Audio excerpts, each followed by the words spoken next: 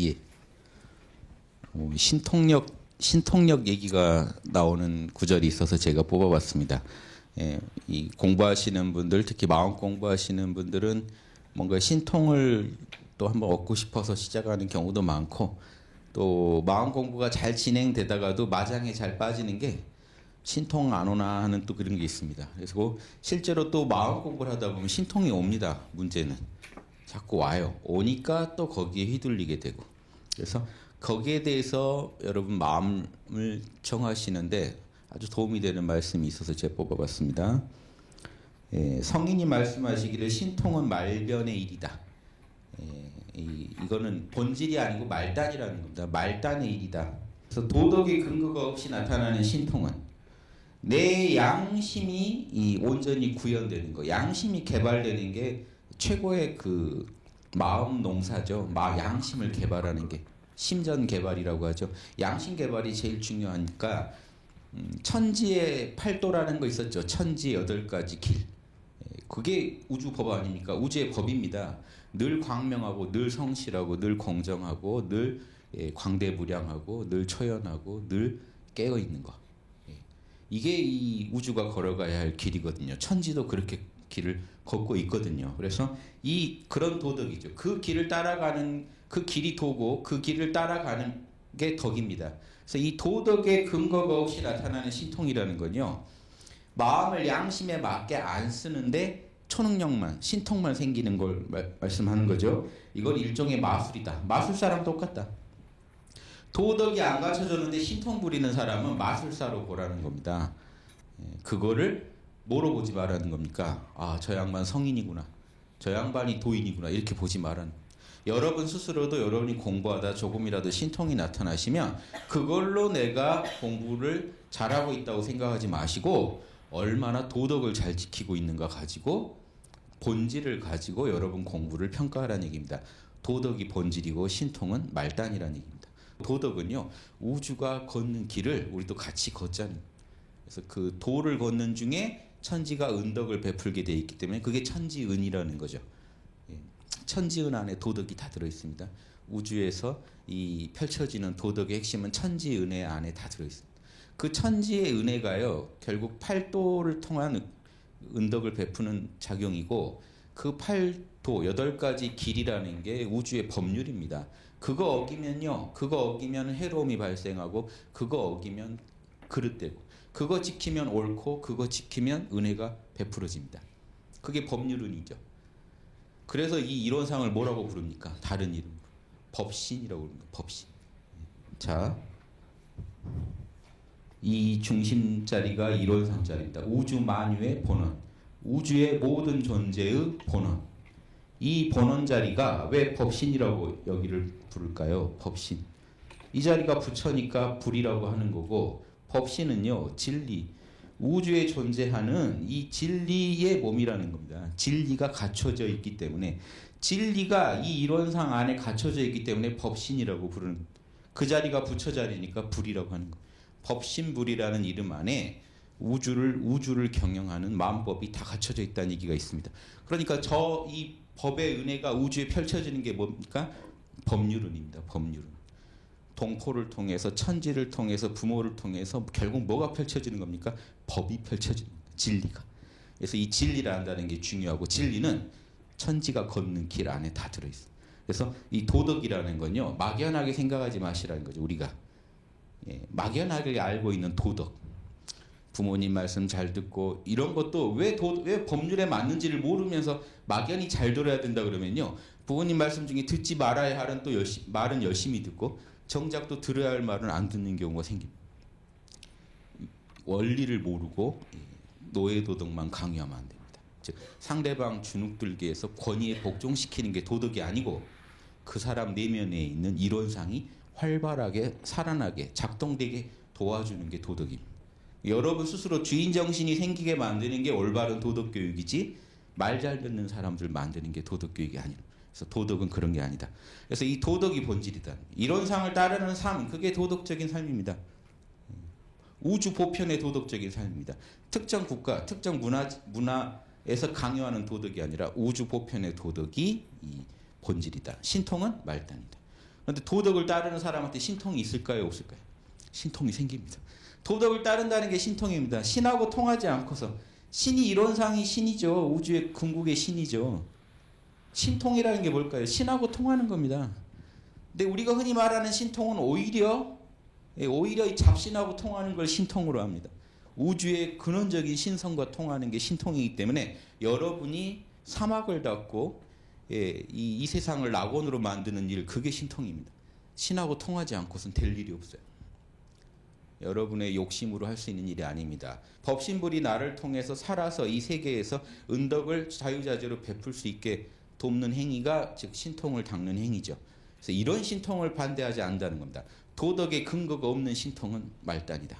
그러나 사람이 정도를 수행하다 보면, 천지의 팔도를 걷다 보면 이 우주에 해를 주지 않고 은혜만 주는 일을 계속해서 선택하고 살아가면서 도를 지킨다는 게 이겁니다.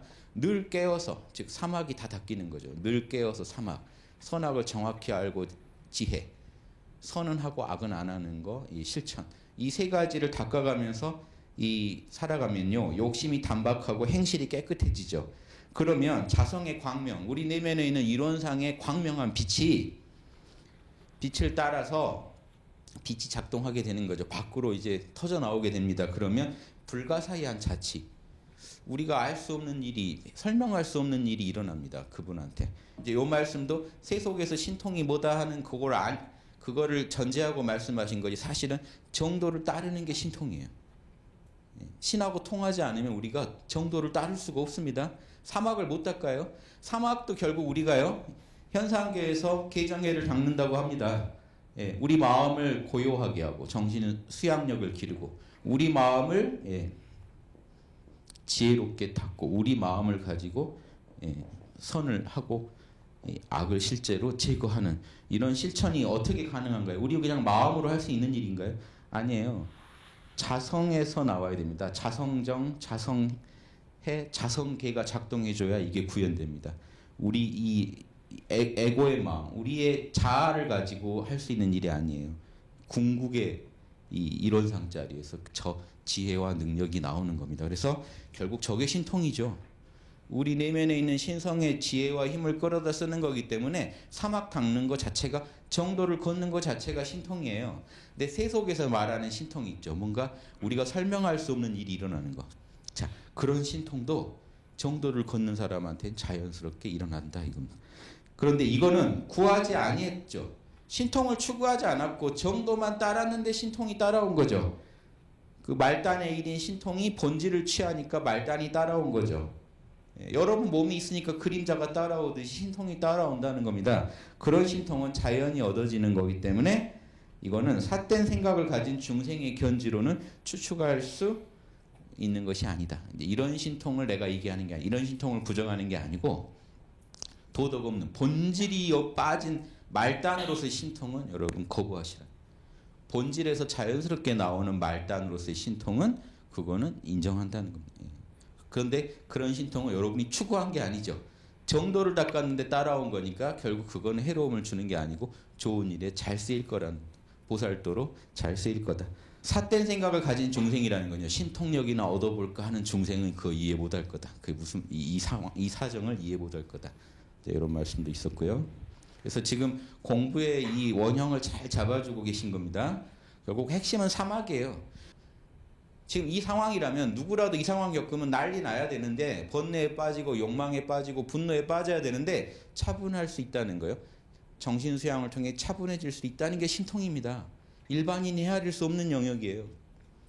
마음 공부 잘하시는 분은요, 이 직장 잘렸다는 통지를 받아도 여유로워요. 그럼 남들이 볼 때는 저 사람 정상이 아닌 거죠. 정신이 좀 나갔지 싶어요. 그런데 그 자체는 스트레스인데 그 스트레스를 자성자리에 돌려버리니까 고요해져 버린 거예요. 고요함만 오는 게 아닙니다. 선의 희열이 일어나요. 선정이 제대로 이루어지면. 그러니까 은근한 미소까지 짓게 된단 말이에요. 그럼 그때 누가 남이 보면 저 사람 제정신 아닌 거예요. 그게 뭡니까? 신통이에요. 에고로는 못할 일을 갑자기 일어난다는 겁니다. 이론상의 은덕으로 일어나 버린 거예요. 에고의 머리로는 자기 편견과 욕심으로 사물을 판단하기 때문에 판단을 못할 일을 자성해, 우리 이론상짜리는 답을 알고 있잖아요. 깨어서 이론상짜리와 하나로 공명하면서 판단해봤더니 답이 나와버린단 말이에요. 이게 도에 맞구나. 이게 나와버리면 이거 신통입니다. 판단 못할 걸 판단하는 게 신통입니다. 그게 지혜가 신통입니다. 그 알았다 하더라도 진짜로 선을 구현한다는 거 신통입니다. 에고로는 못해요. 알아도 못해요. 알아도 나한테 불리하면 못하는 거고 내가 귀찮으면 못하는 건데 알았으니까 이건 우주의 진리니까 하고 실천할 수 있다는 거 신통입니다. 그게 자성계론. 자성이 본래 청정하니까 가능한 거예요. 자성 안에 있는 그 신령한 이런 지혜와 능력이 밖으로 나오는 게 신통이죠. 이게 본질적인 신통이고 우리 오감을 현란하게 만드는 거는 이건 말단의 신통이다. 이렇게 아시면 좋겠고요. 이 지혜에 있어서 요즘 TV에서도 요 얘기 많이 하더라고요. 메타인지라고. 여러분을 제일 괴롭히는 게 이게 메타인지입니다. 불교에서 말하는 이게 무지.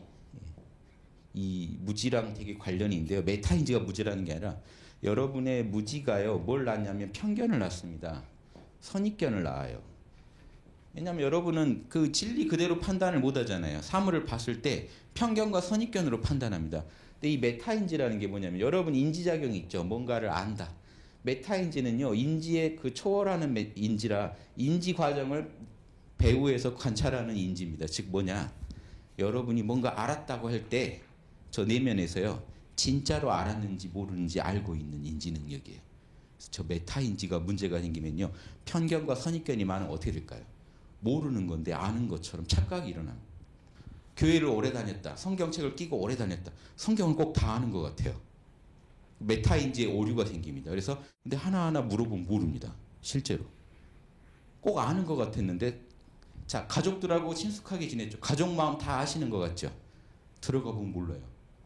저 메타인지 능력이 떨어지면요. 오판을 합니다. 저기 메타인지가 똑똑해요. 메타인지가 똑똑한 게 불교로 말하면 저 무지의 업장을 드러내는 겁니다. 무지의 업장을 드러낼수록 메타인지가 선명하게 판단해줘요. 자명하다 찜찜. 그러니까 이 자성의 해를 닦는다는 게요. 여러분 내면에서는 이미 자명하다 아니다를 알고 있어요. 그런데 이런 상자리에서는 알고 있는데 마음을 통해서 이 지혜작용이 펼쳐지다 보면요. 왜곡이 엄청 심합니다. 여러분하고 친숙한 거는 여러분이 맞다고 생각해 버린다는 거예요. 그래서 다 자기 종교에 빠지게 되면 자기 종교만 최고라고 생각이 됩니다. 객관적 토론을 못합니다. 그런데 대종사께서 뭐라고 하셨나요? 진리적 종교의 신앙을 하라고 했죠. 진리적이란 말이 뭐냐면요. 자명한 거예요. 보편적 진리에 기반한 신앙이 아니면요. 내 종교만 최고다 하는 맹목적 신앙 상태에 빠져 있어요. 그게 요즘 학술 용어로 뭐라고 하냐 메타인지 능력이 엄청 떨어져 있는 거예요. 즉 그냥 내가 늘 듣고 보던 진리 그 가르침이면 무조건 옳다고 생각하게 된다니까. 자 사막을 온전히 닦는 분이라면 이런 함정에 안 빠집니다. 자성의 해를 갖다가 쓴다는 거 다른 게 아니에요. 자명한지 찜찜한지 선명하게 판단한다는 거예요. 보편적 진리에 입각해서. 여러분 내면에 이미 답을 알고 계세요. 자성의 지혜가 이미 있으시기 때문에. 그게 왜곡된다는 건 뭐가 왜곡시키냐. 편견과 선입견이 왜곡시킵니다. 친하게 지내던 친구들이 왜곡시킵니다. 근데 원인을 캐보면 그 진리들이요. 그 관념들, 그 선입견들이 언제 들어왔는지 알 수도 없고 그게 그 근거도 없는 것들이기가 쉽습니다. 제 친구들 보면요. 그 인생을 지배하는 철학을 어디서 얻었냐면 대부분 대학교 1, 2학년 때예요. 그럼 누구한테 배웠을까요? 그 철학을. 선배한테. 한 1년 선배한테. 그럼 21살짜리가 얘기한 거를 받아들여서 그게 평생 우리 머릿속에 남아있을 수가 있어요. 여러분 종교 처음 가입하셨을 때 제대로 아는 분이 가르쳐줬다는 보장이 없죠. 그럼 근데 그때 그 관념이 머릿속에 박혀 있다가 평생을 공부하는데 이게 다 틀어놓을 수가 있어요. 과연 대종사님 말씀 그대로 이해하고 있는지 다시 봐야 돼요. 즉 메타인지를 개발하려면 뭘 해야 되죠? 익숙한 걸 낯설게 보면 돼요. 그러니까 모든 일에서 핵심이 정신수양인 겁니다. 지혜를 얻기 전에 정신수양을 하셔야 되는 이유가 선입견 씻어내야 돼요.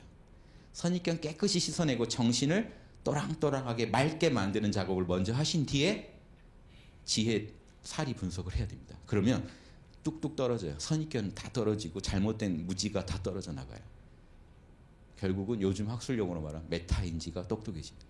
그래서 진짜 진리가 뭔지 안 뒤에는 작업 치사를 통해서 실제로 실천에 옮기신다면 여러분은 그대로 보살입니다. 원불교 가르침 좋은 게 뭡니까? 대승의 가르침이에요. 즉 출가하실 필요가 없다는 거예요.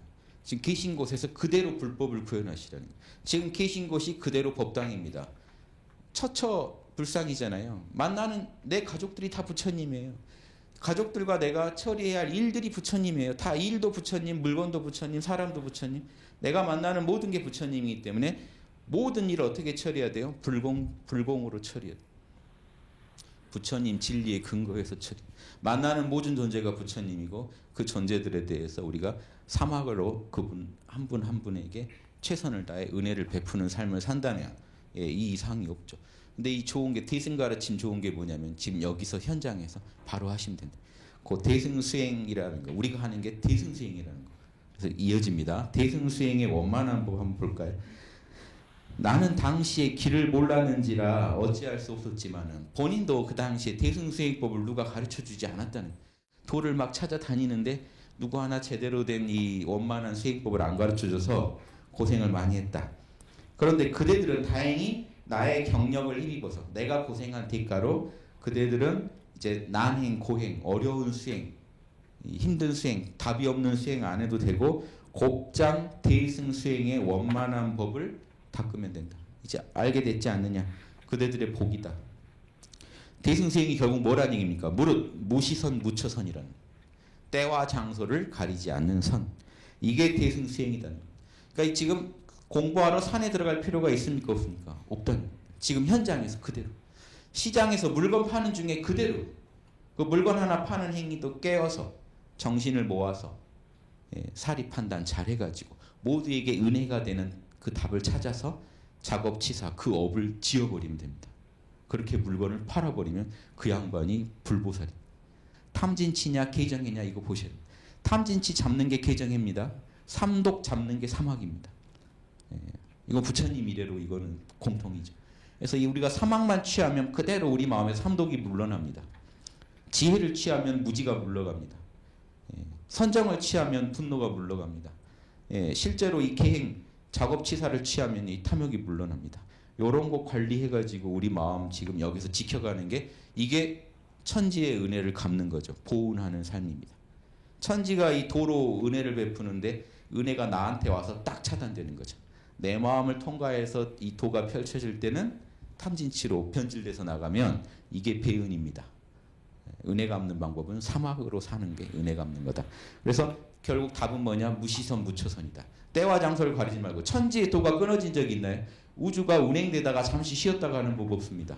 시시각각 모든 곳에서 도가 구현되고 있는데 왜 우리 마음에 와서는 때, 장소 따라 끊어지고 시간 따라 끊어지냐는 거죠. 대승의 수행은 때와 장소가 없다. 아무 일이 없는 때는 일 없는 중에 내 내면의 일원상 부처님과 만나고 독대하고 일이 생기면 내가 만나는 부처님들하고 올바르게 일을 처리하면 그만입니다. 이게 말이 떼지 또 장소로 바꿔는 똑같습니다. 경계가 없는 장소에 처하면 내 내면의 부처님에 집중하고 일심을 유지하고 잡념을 배제하고 다른 부처님들하고 만나는 자리에서는 그 부처님들과의 올바른 관계 즉 불의는 배격하고 정의는 구현해서 결국 사막만 구현하면 됩니다. 사막만 죽어라고 닦으면 일 없을 때는 정신세양이 위주가 되고 일이 생기면 사리판단과 작업치사가 활발하게 돌아가야 돼요. 이렇게 살아가시는 게 무시선 무처선입니다. 이게 대승수행의 빠른 길이라 이거만 하면 된다는 겁니다. 근데 그 당시에 왜 신통 얘기가 나오냐. 대종사께서 대각을 하신 뒤에 마을 사람들 모아놓고 도를 설하려니까 다들 뭘 기대했냐면 뭐 물건이라도 하나 날려주길 기대했다는 그런 건 없고 도덕을 잘 닦아라 하니까 다들 대각 얻었다더니 거짓말인가 보다 이랬단 말입니다. 그러니까 그 당시 사람들한테 도가 뭔지를 얘기해 주려다 보니까 이렇게 구구절절히 이기가 나가신 건데 문제는 100년이 지난 지금도 사실 나아지지 않았다. 지금도 어디 도통했다면 뭔가 뭐 말기암이라도 고쳐야 그게 도통이죠. 도덕보다는 지금 뭔가 당장 뭔가 떨어지는 빵 부스러기에 되게 우리가 집중하고 있다. 그건 말단인데 본질은 안 보고요. 아버지가요 자꾸 선물을 사다 주죠. 그러면 똑똑한 아이는 아버지한테 잘합니다. 근데 좀 똑똑하지 못한 아이는 그 선물에 집착해서 결국 선물도 못 받아요. 아버지 선물보다 아버지가 최고예요 하면 아버지는 계속 선물을 사주게 돼 있는데 선물을 딱 잡더니 아버지는 등 돌리고 딱 선물만 붙잡아 어떻게 될까요? 아버지가 다시는 너 사주나 봐라가 되죠. 우주의 도가 그렇습니다. 은혜가 베풀어지는 이게 원리가 똑같아요. 끝없이 여러분한테 어떤 신통이 오더라도 저는 이런 거 됐습니다 하고 이론상이 최고입니다. 저는 이론상 따르는 삶 어떤 삶이라도 이론상이 명령하는 삶만 살겠습니다. 이렇게 가면 신통이 계속 오는데 신통을 딱 얻자마자 이론상은 이제 어디 가고 도덕은 어디 가고 내가 원래 공부를 이 맛에 했다. 이걸 목표로 했다 하는 순간 결국 그 신통도 날아갑니다. 신기하죠. 그래서 이런 본질을 잘 아시니까 이런 말씀을 하신 겁니다. 그래서 이제 쓸데없는 고행, 쓸데없는 목적을 가진 수행, 그리고 잘못된 방식의 수행 다 날려버리고 대승의 목표를 가지고 사막만 닦자, 무시선, 무처선만 닦자 이겁니다. 그럼 가장 편하게 본인은 공부하시다가 몸에 병을 얻었단 말이에요. 모르고 하시다 보니까. 그런데 이제 그대들은 병 걸릴 일도 없고 편하게 공부할 수 있으니까 얼마나 좋냐 이거죠. 사람이 이대로만 닦으면 사방공배, 일은 덜, 힘은 덜 들고 공은 배가 됐다는 겁니다. 그러니까 얼마나 좋아진 겁니다. 그렇죠? 공부하는데 힘은 반으로 줄었고 효과는 2배로 늘었다는 겁니다. 그렇게 될 것이요. 병들지 않고 방법을 알고 하니까 쓸데없는 심신의 병 안 걸리고 성공할 것이며 할 것이니 그대들은 삼가 나의 길을 얻지 못할 때의 헛된 고행을 증거하여 몸을 상하는 폐단에 들지 않기를 나처럼 고생하지 말고 이 도를 잘 밟아가서 좀 성공의 어떤 입증을 해보라 하는 말씀이죠. 불법을 활용하라. 불법을 활용한다는 측면에서 또 가르침이 이제 또 있습니다. 그래서 불법을 활용하여 생활을 향상시켜라. 우리 삶이 나아지지 않으면요, 그건 온전한 불법이 아닙니다. 그래서 지금 불법할 때 여러분 마음속에서 뭔가 일상과 괴리된 어떤 그런 어떤 그 이미지가 떠오르시면 안 돼요. 불법할 때 우리 삶이 떠올라야 됩니다. 내가 가족하고 오늘 나눴던 그 언행, 직장에서 내가 했던 언행을 돌아보시면 불법은 거기서 구현돼야 되거든요. 이 일상생활에서 불법이 구현돼야 불법을 활용하는 겁니다. 대종사 여러 제자에게 말씀하시기를 그대들은 마땅히 불법을 활용하여 생활의 향상을 도모할지언정 불법에 사로잡힌 바 되어 일생을 헛되이 지내지 마라.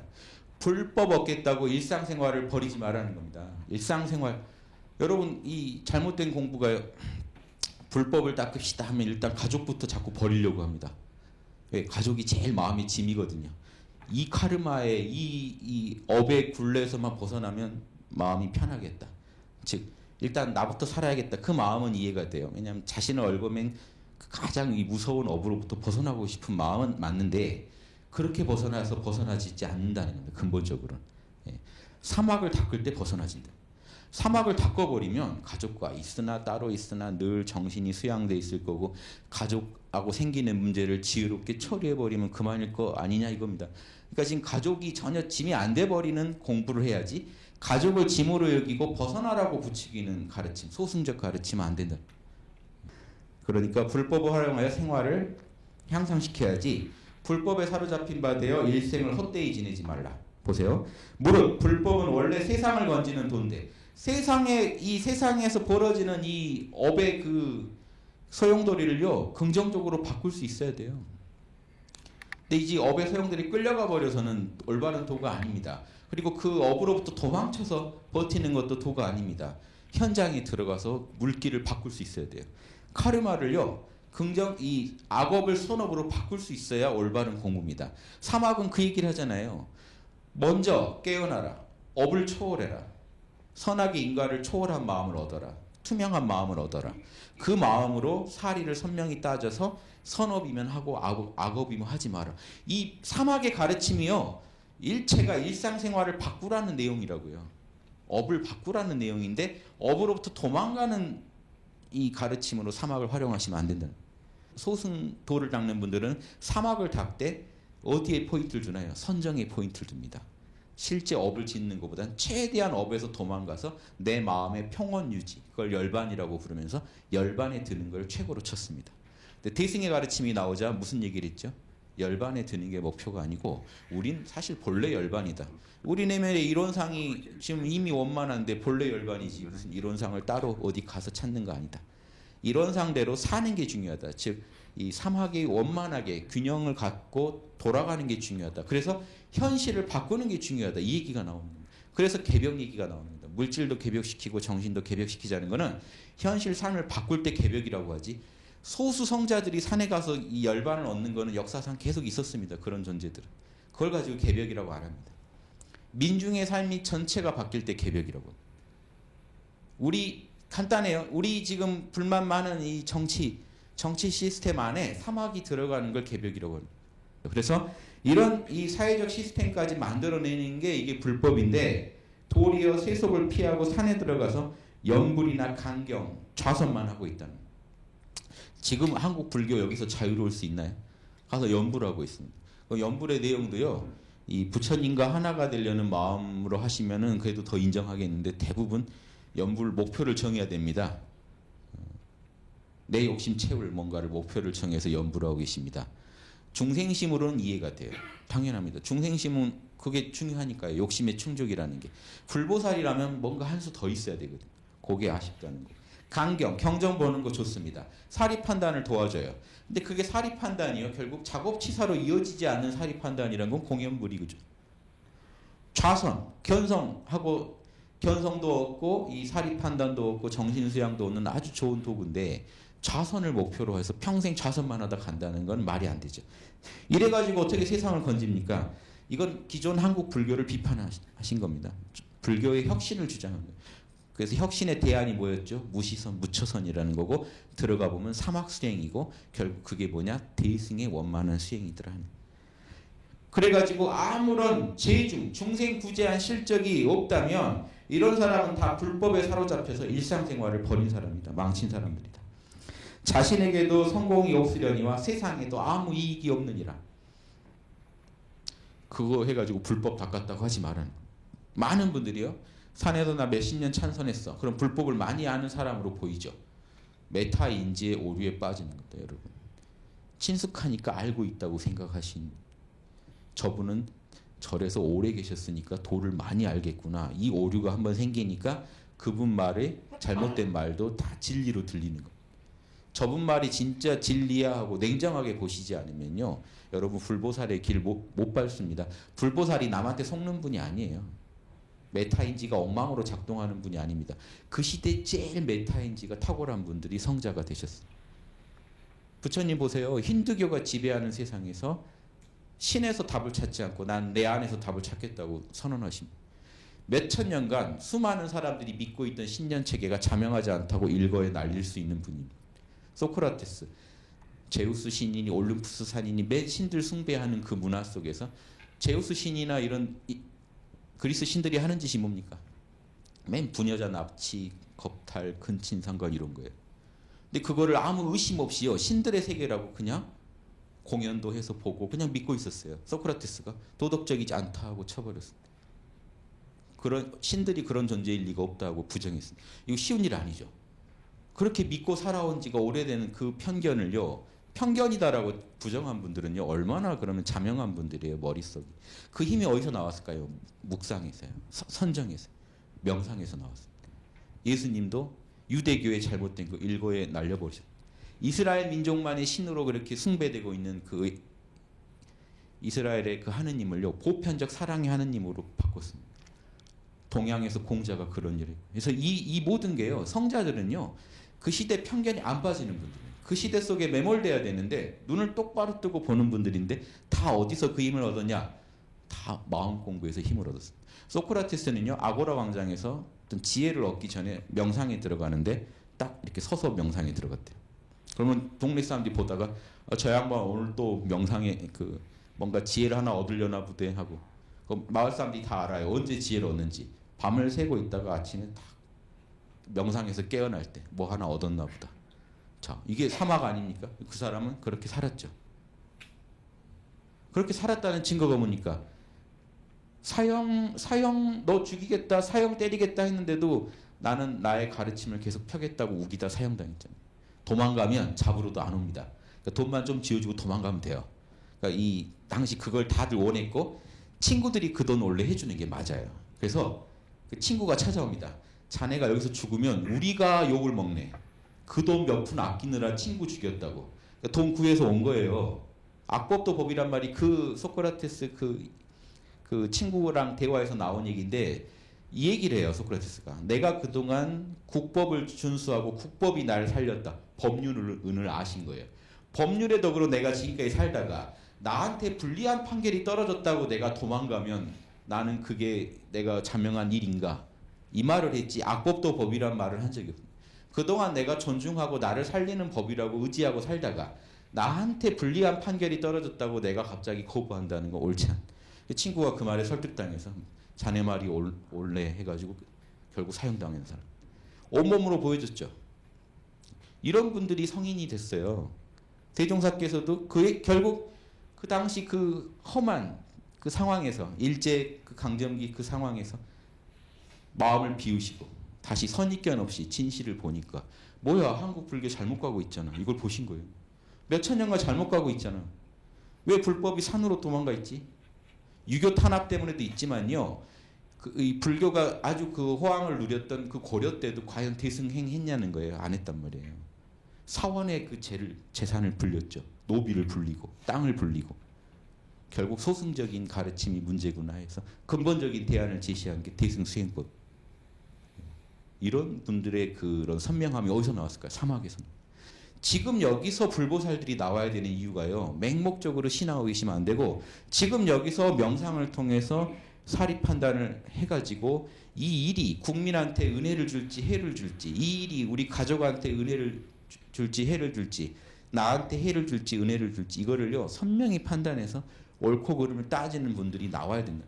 그래서 그분들이 나와서 사회 시스템을 다 고쳐놔야 낙원 세상이라는 게 구현됩니다. 그전에는 절대 낙원 세상 안 옵니다. 왜 제가 장담을 해요? 인류 역사상 안 왔어요. 웬만큼에서는 안 와요. 낙원 세상이. 이해되시죠? 웬만큼에서는 온 적이 없습니다. 그럼 언제나 올까요? 엄청난 불보살들이 사회에 진출할 때 그게 변수가 될 겁니다. 그런 적이 현재까지 없었기 때문에 없었던 거예요. 가끔씩 세종대왕같이 임금이 인격자가 나온 경우 있죠. 그럴 때 뭔가 한 대는 정도는 좀 구현이 됩니다. 그러다 그 왕 죽으면 사라져요. 결국 어떻게 된다는 얘기죠? 불보살들이 리더가 돼야 되고 그 리더가 당대에 끝나지 않으려면 계속 나와야 된다. 즉 불보살 학교가 단단히 열려서 끝없이 불보살이 배출되고 개정의 사막을 닦는 그 노하우가 끝없이 전수되면서 더 정밀해져야만 이 땅에 낙원 세상이 와도 한 대 안 끝나고 유지가 된다는 얘기거든요. 지금 여기에 대한 우리가 실질적인 노력을 하고 있는 사실적 도덕의 훈련을 하라고 돼 있습니다. 경전에. 사실적 도덕 훈련, 실제로 인격이 변화하는 훈련이 지금 이 땅에 이루어지고 있는가? 지금 특히나 그거를 담당하겠다고 나섰던 불교가 그걸 하고 있는가? 여기에 대한 100년 전의 비판이지만 지금 이 시대에도 여전히 유효한 비판입니다. 그렇죠? 저는 제가 이 원불교 강의하면서 제가 가슴 벅차는 거는 대승에 대해서 그 당시에 정확한 상을 잡고 방법까지 제시했던 그 성자가 이 땅에 나왔다는 게 제가 감격스러운 거고 지금 이 시대에 이런 가르침이 상식으로 퍼지지 못한 게 안타까워서 요 말씀을 제가 풀어서 해보는 겁니다. 예. 자, 또 해보죠. 일심에도 집착하지 말라. 대종사 말씀하시기를 공부하는 사람이 밖으로는 능히 모든 인연에 대한 착심을 끊고 안으로는 일심의 집착까지도 내려놓아야 할 것이니 일심에 집착하는 것을 법박이라고 한다. 자, 일이 없을 때 어떻게 하라고 돼 있죠? 일이 없을 때는 일심만 유지하라. 모든 걸 내려놓고 일심을 유지하라. 잡념은요, 그 타이밍 안 맞게 올라온 생각은 다 잡념입니다. 때가 아닌 때 등장하면 잡념이에요. 그 생각은 다 좋은 생각이에요. 꼭 그렇게 효도 안 하던 분이 꼭 명상하겠다고만 하면은 효도해야 되는데, 요 말은 맞거든요. 그래서 끌려가는 겁니다. 보이스피싱이요. 들으면 다 그럴싸해요. 잡념은 보이스피싱입니다. 끌려가시면 안 돼요. 잡념한테는 뭐라고 해야 됩니까? 보이스피싱 걸려왔어요, 여러분. 지금 당신 은행이 털렸습니다. 예, 괜찮습니다. 요금 못 당해요. 걸 수가 없잖아요. 당신의 아들이 납치됐습니다. 모릅니다. 관심 끊어버리는 게 최고입니다. 그래서 무관심, 몰라는 무관심, 괜찮아, 만족해버리는 무관심과 만족이요 잡념을 힘을 잃게 만듭니다. 지금 돈 벌어야 지금 마음 공부할 때야? 모릅니다. 괜찮습니다. 하면 마음에서 힘을 잃어버려요. 관심을 먹고 자라요. 잡념은. 근데 관심을 안 줘버리면 어떻게 돼요? 힘을 잃어버려요. 그냥 흘러가요. 일체는 무상하기 때문에 원래 관심만 안 주면 흘러가 버려요. 마음에서. 관심을 준다는 건 붙잡는다는 거예요. 흘러가야 할 망념을 붙잡는 게 관심입니다. 근데 몰라 해버리는 순간 여러분 손을 떠나서 원래 본성이 무상이라 재행이 무상이라 그냥 흘러가 버려요. 잡념들이 흘러가게 내두세요. 내버려 두세요. 몰라만 해주세요. 몰라. 자, 이렇게 마음 관리하시면서 자, 잡념만 날리고 나면 뭐가 될까요? 이렇게 몰라 괜찮아 하고 나면요. 마음이 맑겠죠. 그게 일심이라는 거예요. 근데 왜 일심이 법박이 되냐? 잡념 없으면 일심인데 일심을 또 잡겠다고 애를 쓰면은 이거는 진리가 오히려 굴레가 된다. 진리가 굴레가 되는 걸 법박이라고 합니다. 그냥 잡념 없는 상태가 일심이라는 거예요. 자, 이게요. 그 쉬운 말씀 같지만 엄청 중요한 말씀인 게요. 지금 절에서 참선하는 분들이 있죠. 왜 그렇게 견성을 못하는지 아세요? 본성이라는 게 뭔가 있다고 하는 상에 빠져 있어요. 진리의 법박에 빠져가지고요. 그냥 화두하다가 화두를 잡건 연부를 하건 이렇게 몰라 괜찮아 상태 있죠. 잡념 없는 상태 들어가면 그게 이미 일원상자리고 일심자리인데 일원상을 찾고 있어요. 일심을 찾고 있어요. 따로 뭔가 있을 거라고. 그게 진리의 굴레 때문에 견성을 못합니다. 제가 볼 때는 그분들 다 견성하신 분들이에요. 여러분들도 명상하시다가 마음이 맑고 고요할 때 오죠. 그때가 일심 상태예요. 그때가 일원상자리입니다. 제 이런 가르침을요. 원불교의 어떤 지금 돌아가신 분 같아요. 교무님, 여성 교무님 말씀 중에 희노애락 그런 오욕 칠정 없으면 일원상이지 이런 말씀하시는 걸 들은 적이 있어요. 저분이 설명을 참 잘해 주신다 하고 느꼈어요. 그냥 여러분 마음 요동하고 있지 않으면 일원상이라. 근데 일원상을 찾아요. 그럼 법박에 걸립니다. 일심에 집착하면 법박에 걸려요. 자, 사람이 만일 법박에 걸리면요. 눈 한 번 궁굴리고 몸 한 번 동작하는 사이에도 법에 항상 구애돼요. 나 뭔가 견성해야 되는데 나 일심 유지해야 되는데 좋은 말 같지만 그게 잡념이에요. 결국에는. 그 잡념에 빠져버린 거예요. 또 다른 잡념에 빠져버린 거예요. 그럴싸한 명분 있는 잡념에 빠져버리는 겁니다. 법박이는. 그래서 자유자재함을 못 얻고 못 얻으니 어찌 큰 해탈의 문에 들을 수 있으리요. 자 보세요. 이게 잡념입니다. 자, 꼭 일심이 아무 일 없을 때만 일심이 아닙니다. 일 없을 때는 잡념 배제하고 일심만 유지하라고 했죠. 그때도 일심이지만 일 생길 때는 어떻게 하죠? 정의를 구현하고 불의를 배격하는 것도 일심으로 하죠. 그러니까 둘 다 선이죠. 일심이 다 선입니다. 선에는 일심이 반드시 전제되어 있어요. 그런데 일심만 유지하는 게 아니라 정의를 구현하는데 일심을 한다는 게 이제 맛이 달라집니다. 일이 생겼을 때의 선은. 그러면 본인이 하는 일에 마음을 못 모으면 일심이 아니죠. 본인이 하는 일에 몰입해서 올바른 일을 선택해서 올바른 일을 구현하면 이미 일심을 이루신 거예요. 근데 문제는 뭐냐면 일심이라는 법박에 걸리면 어떻게 되죠? 내가 또 가져가고 이렇게 수작하고 있었네. 명상에 들어서 빨리 일심을 유지해야 되는데. 자, 이게 엉터리라는 거 아시죠? 법박에 굴리면 지금 일심이 다 힘들어진다는 거예요. 반대로 도를 아는 사람은 어떻게 살까요? 가족이 오면 그 일을 마음 모아서 처리해주고 가족이 가면 다시 마음 모아서 깨어있고 또 뭐 문제가 생기면 마음을 모아서 그 문제 처리하고 다시 일이 사라지면 마음 모아서 깨어있고 이분은 일심에 안 걸리고 있죠. 근데 일심에 걸리는 분은 앉아서 명상할 때도 잡념을 폐지하고 일심을 잡아야 되는데 하고 스트레스 받고 뭔 일 생기면 또 그 일 처리하느라 일심 유지 못할까 봐 스트레스 받고 계속 일심이 아닌 상태를 살아가고 일심이 아니라 이심 삼심 상태죠. 산심이라고 그러죠. 산란한 마음 상태를 빠져버려요. 자, 뭔 일이든지 몰입해서 하시면 일심입니다. 일심 공부를요. 지금은 강의 중이니까 일심 공부는 못하고 나중에 혼자 있을 때 일심 공부해야겠다. 그러면 벌써 잘못된 겁니다. 지금 강의 듣는데 마음을 모으시면 일심이에요. 한 가지 주제에 마음을 모으는 걸 일심 그럽니다. 모으시면 돼요. 그냥. 일 없을 때는 그냥 마음을 오롯이 모아놓으면 그게 그대로 일원상자리에 일심한 게 되고요. 일이 생겼을 때는 그 일에 마음을 모으시는 게 일심입니다. 그래서 법박에 걸리면 해탈이라는 거 날아가 버린다. 삶 전체가 스트레스 상태에 빠져요. 그러므로 공부하는 사람이 성품을 기를 때 모름지기 자연스럽게 기르고 활발하게 운전하여 마음을 그렇게 구속시키지 말고 자연스럽게 기르되 다만 요것만 지켜라 이겁니다. 육군이 일이 없을 때는 잡념만 제거하고 일이 있을 때는 불의만 배격해라. 일이 없을 때는 잡념만 날려놓고 잡념만 몰라 괜찮아하고 쉬시면 그게 일심상태고, 일이 생겼을 때는 이거는 양심상 이건 아니지, 이거는 천지팔도에 어긋나는 짓이지 하는 그것만 안 하고 사시면 정의를 이미 구현하고 있는 거, 정의의 일심을 이루신 거고, 여기에 이걸 걸려가지고 힘들어하는 분들이 당시에 계셨으니까 이 말씀 나왔겠죠. 어찌 일심 가운데 다시 일심에 집착하리요. 마음 모아서 잘하고 있으면서 또 내가 일심에 못 들었네 하고 스트레스를 괜히 받는. 비하건대 아기를 보는 사람이 아기가 가고 옴과 노는 것을 자유에게 맡겨서 그 심신을 활발하게 하되 아이를 억지로 구속시키지 않되, 다만 위태한 곳만 못 가게 딱 붙잡아서 막으면, 위태한 물건 못 가지게 그런 거 가지면 뺏으면 그게 아기 잘 보는 건데, 마음도 이렇게 여유롭게 두되 불의만 저지르지 못하게 하고 일 없을 때는 잡념에 빠지지 않게만 하면 늘 일심 상태인 건데, 일심을 이루어야 된다는 것에 스트레스 받아가지고 오히려 마음 공부가 안 되고 마음이 번잡해지는 것 같다 이겁니다.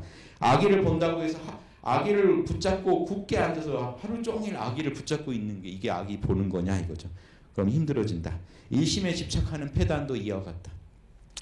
일심 강조하니까 여러분 마음을 하나로 모아놓으려고 너무 고생하시고 계시는 그런 분들인데, 그러지 마시라는 말씀입니다. 일 없을 때는 잡념에 빠지지 마시고, 일 생기면 불의에 빠지지 마시라. 그 일을 가지고 그 욕심에 휘말리는 짓, 무지에 휘말리는 짓만 하지 마시라. 그러면 마음 잘 모으고 심절을 개발하라. 마음밭을 개발하라. 선, 악 간에, 선과 악 사이에 마음을 바라는 것을 잘 조사하고 또 조사하여, 내가 지금 내 마음이 선으로 가나 악으로 가나 잘 조사해서 악심이 나면 제거하고 또 제거해서 악심을 없애고, 양심만 양성함으로 회복이 항상 넉넉할 것이요. 마음을 잘 마음밭을 잘 일구는 사람은 어떻다는 얘기입니까? 선악을 냉정하게 본다는 거예요. 사막수행 안 하고는 이게 안 되죠. 정신수양을 해가지고 사리 판단을 해보는 거예요. 이게 악인지 선인지. 그래서 악심이 나면 제거하고 제거해서 악심을 없애고, 양심이면 양성해서 잘 복돋아서 꼭 이루게 해주는 겁니다. 이게 사막이 다 걸려있죠. 자 보세요.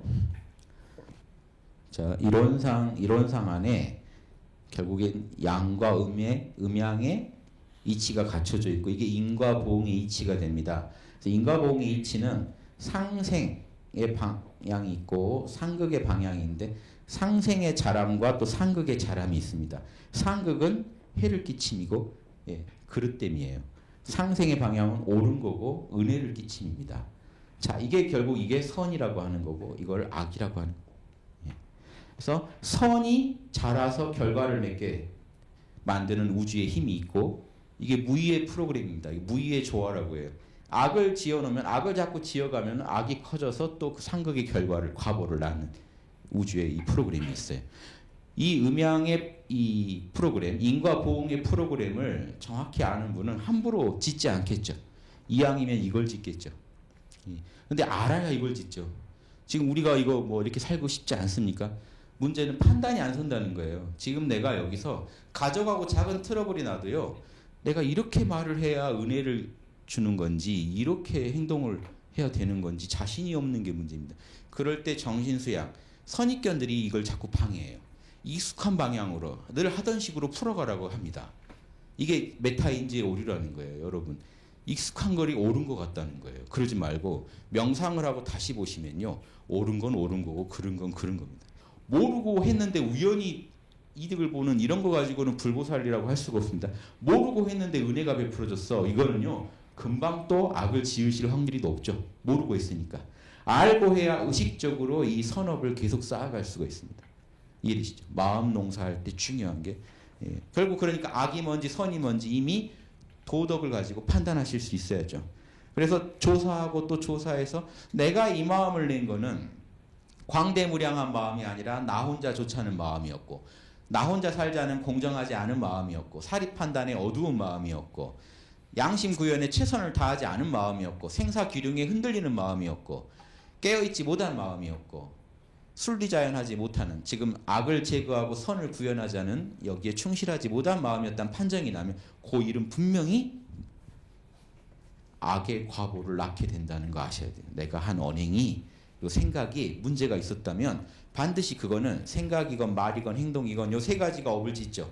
요 세 가지에서 뭔가 나쁜 업이 지금 자라고 있다. 병이 자라고 있다는 걸 아셔야 돼요. 이 불보살들은요, 본인의 마음씀에 따라서 지금 암이 자라고 있는 것처럼 정확히 느낀다는 겁니다. 우리가 보살도를 닦고 공부를 할 때 실수를 안 할 수는 없죠. 이 얘기는 경전에도 다 나옵니다. 실수를 합니다. 예, 하지만 고쳐요. 바로바로 고쳐버려요. 뭐가 문제인지 아니까. 왜 고치게 될까요? 인과응보이치를 너무 잘 알아서요. 여기 잘하고 있다는 게 느껴진단 말이에요. 내 몸 안에 병균이 들어왔다는 게 느껴진단 말이에요. 마찬가지로 내 마음에 뭔가 악의 씨가 뿌려졌다는 게 느껴진단 말이에요. 빨리 바로잡지 않고 어떻게 견딥니까? 그래서 악심이 나면 제거하고 빨리 제거해버려요. 그러니까 안 나는 건 아니에요. 나면 제거한다는 거지. 그러니까 나요 똑같이 나는데 제거한다는 겁니다. 자꾸 제거하고 양심이 올라왔으면 그 양심은 끝까지 추진해야죠. 생각으로만 났으면 어떡합니까? 말로 하고 행동으로 해서 씨를 뿌려줘야죠. 그래야 빨리 자라죠. 그래서 악심은 못 자라게 하고 양심은 자라게 하면 지혜와 복덕이 항상 넉넉할 것이요. 사리 판단이 정확하니까 지혜가 자라고 선업을 많이 지어놨으니까 복덕이 자랄 수밖에 없죠. 회복이 다 자라게 됩니다. 심정 개발을 잘못하는 사람은 어떻게 될까요? 반대로 한 사람은 농사 잘못 짓는 사람이 밭에 나가서 잡초는 내버려 두고 농작물이 나도 그대로 내버려 두어서 밭을 다 묵혀 가을에 수확할 것이 없게 하는 거랑 같다. 잡초가 무성히 자라는데 즉 악심이 막 자라고 있는데 악심을 뽑아주질 않으니까 어떻게 되는 거야? 악심이 결국은 일을 다 망쳐버리는 거야. 그렇게 농사 짓는 거랑 같다. 이렇게 이 선악에 대해서 이 정도 선명한 감각을 갖추시지 않으면 이 사회 부조리 못 바꿉니다. 사회는 더 사회에서 선악을 못 따진다는 분들도 제가 많이 만납니다. 저는 선악을 엄정히 하자는 그런 주장을 하고 다니니까 많은 분들이 세상 일은 그렇지 않더라고요 하시는데요. 선악이 없는 게 아니에요. 우주는 칼 같아요. 여러분들이 지금 모호하신 거예요. 그리고 선악의 기준이 흔들리는 게 아니고요. 사람들이 선했다 악했다 여러 개를 짓고 있기 때문에 계산이 힘든 겁니다. 사람이 왔다 갔다 하고 있기 때문에 즉 선에다가도 씨를 뿌리고 악에다가도 뿌리니까 저 행동이 꼭 선해 보이기도 하고 악해 보이기도 하는데 우주는 칼같이 악은 악대로 자라게 해주고 선은 선대로 자라게 해줍니다. 그러니까 냉정하게 보시면 이걸 봐야 돼요. 선악이 모호하다고 볼 게 아니라 저 양반이 지금 한 말에 선이 몇 프로고 악이 몇 프로인지를 찾아내야 돼요. 그럼 저분의 언행이 지금 선을 어느 정도 자라게 하고 있고 악을 어떻게 자라게 하고 있는지 보여야 됩니다. 그래서 악의 요소를 제거하게 도와주셔야 돼요. 선은 살리고. 요 판단을 못하니까 말을 들으면 선 같기도 하고 악 같기도 하니까 모호하다고 판단해버리는 거예요. 쉽게. 기준이 없는 것처럼 얘기하시는데 어떤 성자도 선악의 기준 없다고 얘기하신 분이 없어요. 석가모니 법구경 보시면요. 침묵할 줄 안다고 성자가 아니라 선악을 정확히 저울로 재듯이 구별해야지 성자다. 다 가르침 안에 답이 다 있죠. 예. 조금만 더 하고 끝내겠습니다. 악한 마음이 나도 그대로 해버리고 선한 마음이 나도 그대로 행하여 자행자지 마음대로 하고 다니는 사람. 예. 그러면 당하는 것이 결국 그뿐이다. 결과물이요. 쓰디쓴 결과물이 나올 거라는. 예. 선인 낙과 그러죠. 선한 씨앗을 뿌리면 낙이라는 과보가 오고 악인 고과. 악의 씨앗을 뿌리면 고통의 과보가 온다. 불교의 기본 이론이죠. 그러니까 그뿐이요. 회복의 길은 지혜도 부족하고 복도 못 쌓았으니까 더욱 멀어지고 그러므로 우리의 천만지회복이 다른 데 있는 게 아니고 마음 개발을 심전 개발을 못해서 마음밭 개발을 못해서 일어나는 것이니 어찌 이 일을 등하리요. 내 마음에서 선 키워주고 악 제거하는 거 소홀히 하면 농사 망친다는 거예요. 여러분 인생의 농사를 망친다. 인생 농사죠. 그래서 이게 태어날 때보다 갈 때 더 맑아져 있고 더 사막이 닦여 있고 회복을 많이 쌓아서 가야 이게 남는 장사인데 태어나서 남는 장사인데 다른 거는요 일상 여기 현상계에 와서 누리고 가는 거죠. 가져갈 게 없죠. 뭐 가져갑니까? 여기서 실적 가져가는 거죠. 선 얼마나 쌓았고 악 얼마나 쌓았는지 요거 가져가는 겁니다. 그러니까 이거 지금 우리 인생을 통해서 이거 닦는 게 얼마나 중요하냐는 거죠. 요게 또 다음 생을 결정하니까요. 그래서 이왕이면 선을 늘리고 악을 줄이자. 요게 제일 중요해요. 하루하루 반성해야 되고 한 해 한 해 반성해야 맞죠. 한 달 한 달 반성. 법신불이 온 우주에 은혜를 끼치는데 우리 마음을 통해서는 지금 구현되고 있나요? 법신불의 은혜를 우리가 차단하고 있지 않나요? 법신불의 이 그 진리대로 도덕대로 살고 있지 않다면요, 우리로 인해서 이 우주에는요 배은 현상이 배은이 일어났기 때문에 배은의 과보가 옵니다. 자해 해타, 나도 해롭고 남도 해롭게 합니다. 보살들은 그 은덕을 드러냅니다. 그래서 자리이타, 나도 좋고 남도 좋아지. 은혜의 업을 짓고 누군가는 보은의 업을 짓고 누군가는 배은의 업을 짓습니다.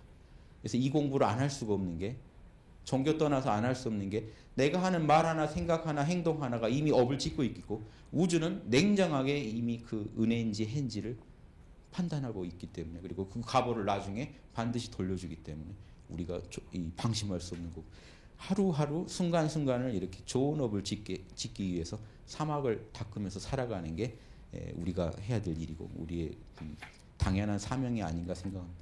그래서 꼭 개벽이 오고 안 오고 떠나서 우린 당연히 해야 되는데, 이제 개벽이 올 때다 하는 좋은 소식까지 들었으니 당연히 정신개벽을 위해 우리가 뭔가 할 수 있는 일을 사막을 통해서 반드시 때와 장소를 가리지 않고 구현해야 된다고 생각합니다. 그래서 일 없을 때는 잡념 떠나서 깨어 계시고, 일 생기면 귀찮아하지 마시고 그 일에 몰입해서 올바른 방향으로 그 일을 해결하시는데 노력하시는 불보살들이 일당에 넘치기를 바라면서 강의를 마치겠습니다. 예, 감사합니다.